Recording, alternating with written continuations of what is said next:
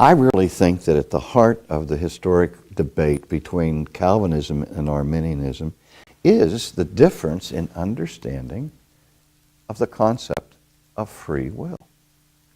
I mean, when I talk to my Arminian friends, they hear Calvinists talking about people who aren't really people. They're robots, or they're sticks and they're stones. They don't have a will. You know, they are just manipulated by divine sovereignty. And therefore, they wouldn't be responsible for their sin and all the rest. And in a very real sense, Arminianism is trying to rescue God from being an uncaring, dispassionate manipulator that reduces human beings to robots. And I think, again, it comes down to our understanding of free will. Now, every person who's ever been a Calvinist that I know of in history has affirmed without reservation that we are moral agents. We are volitional creatures, that God has made each one of us with a mind, with a heart, with affections, and with a will. That we have the will, which is a faculty of choosing. And in the fall, as desperate as the fall is, and as corrupt as we become, we don't stop willing. We sin because we want to sin. And that's why we're exposed to the punishment of God, because we are willful in our sin, and we are willful in our rejection of God. Now, where historic Reformed theology comes in, following after Augustine in antiquity, is here. That even though the will is free from external coercion, from being forced to do something it doesn't want to do by outside agencies, or by somebody coming and sticking a gun to our head.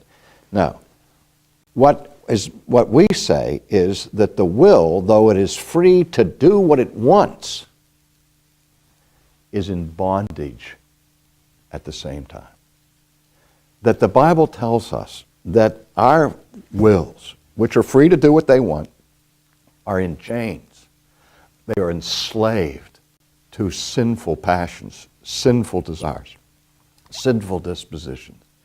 And until God the Holy Spirit changes the disposition of our hearts and liberates us from that prison of bondage to evil impulses, such as Paul speaks of in Ephesians 2, where we by nature walk according to this world, walk according to the prince of the power of the air, and by nature fulfill the lusts of the flesh.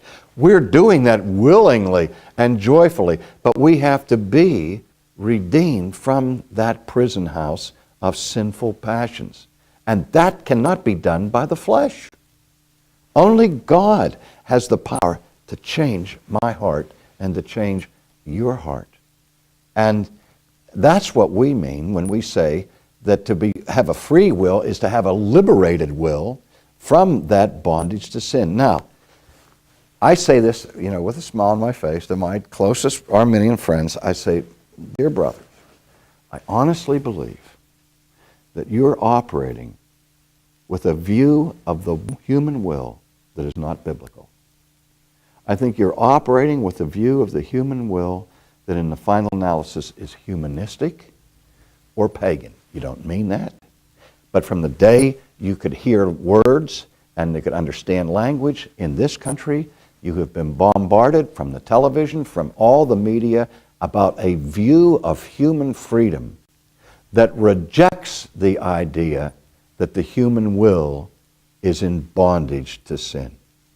I've heard the definition, even from Christian preachers and teachers, saying that unless the will is indifferent, that is, has no leaning to the left or to the right, no inclination to evil or inclination to righteousness, unless it has no bias to either side, it's not truly free. And then Calvinism teaches that your desires are only wicked continuously in your fallen condition. They would say, well, then your will isn't free. I say, well, it's free from coercion. But what it's not free from is you. Because when I choose something, I choose what I want.